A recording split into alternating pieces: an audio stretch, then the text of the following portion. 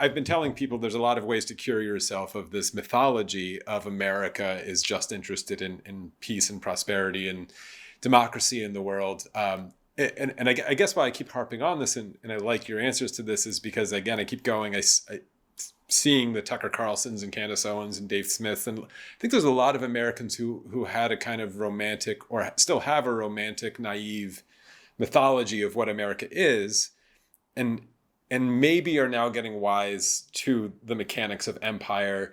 Perhaps it's a moral just disgust of seeing what's on their screens from Gaza, of being like, if this is the cost, I'm out, I have some questions.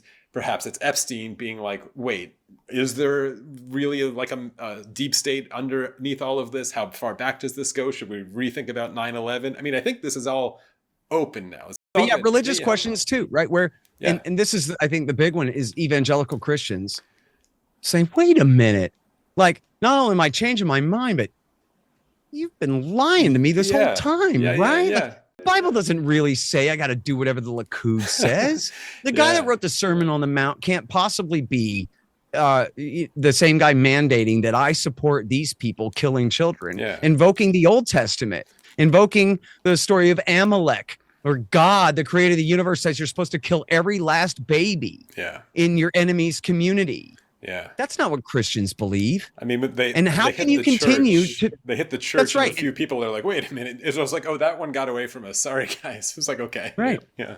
And the other thing is, and this is, I think, the real trick. And they should have known, man. This is high time preference behavior. All these Sunday morning TV news preachers, led by John Hagee, the blasphemer atheist who's sure to burn in hell forever if such a thing exists. But he and Robert Tilton and Pat Robertson too, all of those guys, they promise that if you support the invasion of Iraq, you're going to get raptured up to heaven in your body. Jesus is going to come back. Get it? Middle East, millennium.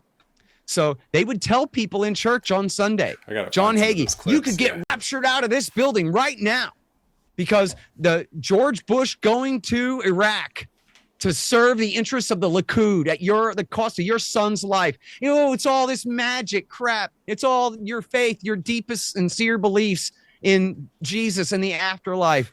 That's why we have to invade Iraq. But don't worry, then a bunch of magic is going to kick in. It's going to be just like the theology that you read in books that you bought at Walmart, where everybody else gets left behind, but not you, because you had the good, true faith and supported the invasion of Iraq for Israel.